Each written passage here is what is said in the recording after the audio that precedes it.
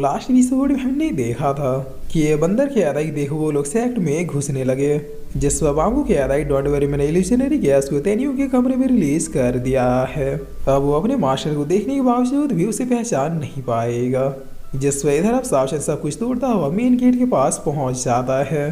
तब ये एल्डर कह रहा है देखो तुम कुछ ज्यादा ही पावरफुल हो और इतना पावरफुल लोगों का स्वागत मेरा छोटा सा क्यूलेंट टेम्पल नहीं कर सकता, इसलिए जहां से आए हो वहीं वापिस लौट जाओ। जिसमें सावशन बगैर किसी देरी के अपने सूट बूट में आते हुए कह रहा कि मैं तुम्हारा दामाद नहीं हूँ जो तुम मेरा स्वागत करोगे। अगर अपने सेट को तबाह होते हुए नहीं देखना चाहते तो फिर बता दो कि मेरे डिसाइबल कहाँ है। तब साशन का को देखते हुए ये एल्डर कहता है कि हमारे पास कोई डिसाइबल नहीं है और इतना कह रही है अपनी पावर से यहाँ का पूरा माहौल ही बदल देते हैं, जिससे एक ब्लू ड्रैगन अपेयर होता है और ये ड्रैगन सीधे साशन के अटैक को डिस्ट्रॉय करने के लिए चला जाता है।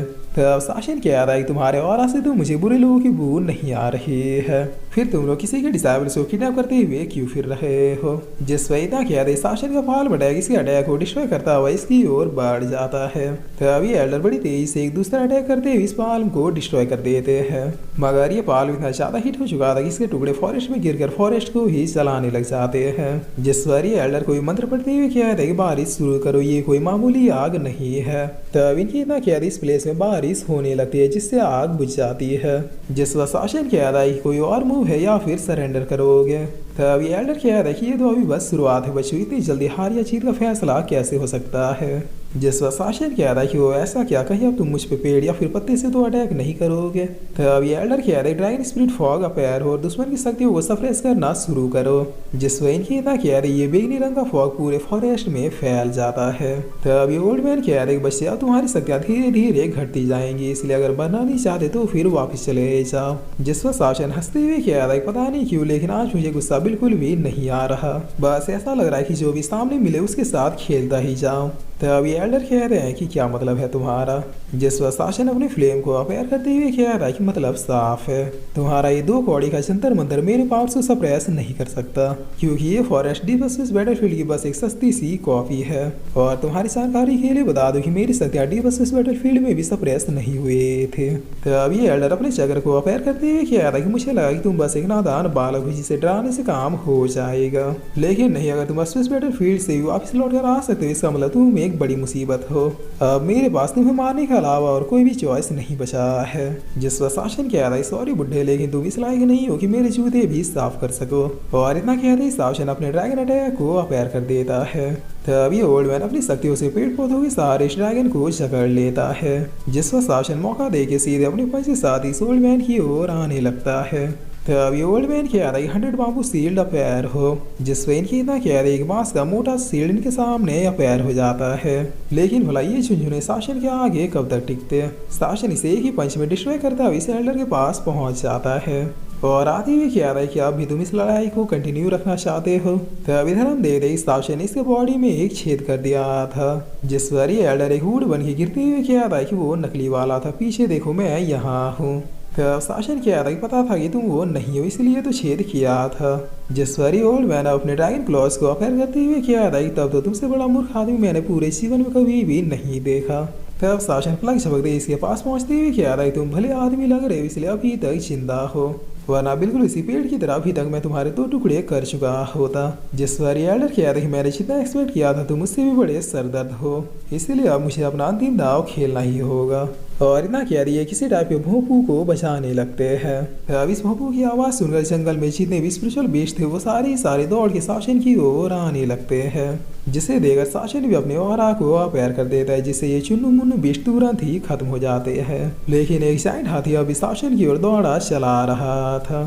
तब इसके अटैक से बचता हुआ शासन ऊपर की ओर चला जाता है, लेकिन यहाँ पर भी एक पंछी शासन के ऊपर अटैक करने का ट्राई करता है, जिस पर शासन एक ही मुक्के में इसे खत्म कर देता है। मगर तभी नीचे से हाथी अपने सूर से शासन को पकड़ने का ट्राई करता है।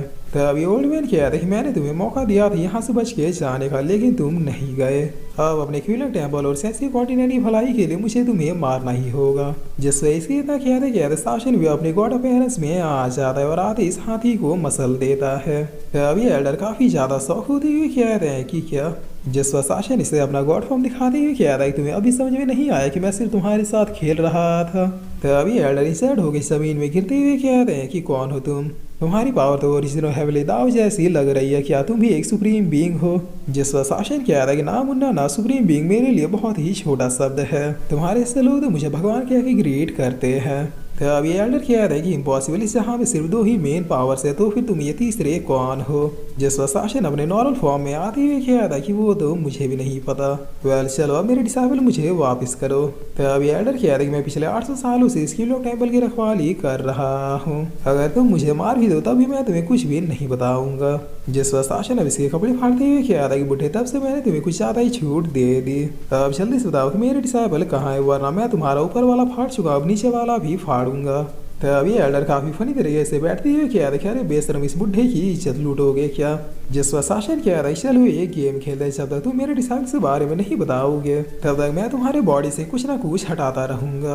अब ये ओल्ड मैन यहाँ से भागते हुए कह रहा है कि ये लड़का काफी बेशरम है, अगर 2 मिनट यहाँ और रुक गया तो फिर ये लड़का मुझे मुंह दिखाने लायक नहीं छोड़ेगा। जिस पर शासन कह रहा है सॉरी ओल्ड मैन, लेकिन तुम गेम छोड़कर नहीं भाग सकते।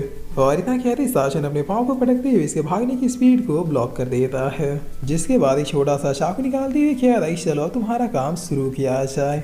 तब इतना कहते शासन इसके ऊपर चाकू चलाना शुरू कर देता है और फिर कुछ ही देर में रुकते हुए कह रहा है बस काम हो गया क्या लग रहे हो। जिस पर ये ओल्ड मैन बहुत ही फनी तरीके से रोते हुए कहता है कि नहीं, इसने मेरे जान से प्यारे बाल और दाढ़ी का मुंडन करवा दिया, आखिर अब मैं अपने डिसाइबल्स को मुंह कैसे दिखाऊंगा।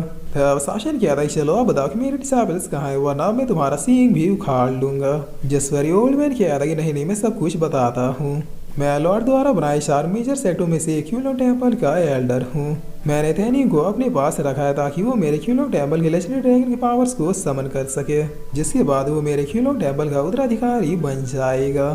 तब शासन कह रहा है तुम्हें इस काम के लिए मेरा ही डिसाइबल मिला था, और भी तो लोग होंगे ना तुम्हारे रिलम में, तो फिर उन्हें क्यों नहीं पकड़ा। जिस पर ये एल्डर कह रहे क्यूलम टेम्पल के लेजेंडरी ड्रैगन के पावर से समन करना सबके बस की बात नहीं है। मेरे लॉर्ड ने कहा था इस पावर को सिर्फ वही समन कर सकता है जिसकी फिजिकल बॉडी दूसरों से कई गुना ज्यादा स्ट्रांग हो। तब शासन पूछता है कौन है तुम्हारा लॉर्ड और उसने इन 4 सेक्ट को क्रिएट क्यों किया। इसके अलावा एक सेक्ट में तो मेरी बेटी है, दूसरा ये क्यूलम टेम्पल, बाकी के 2 सेक्ट कौन कौन से है।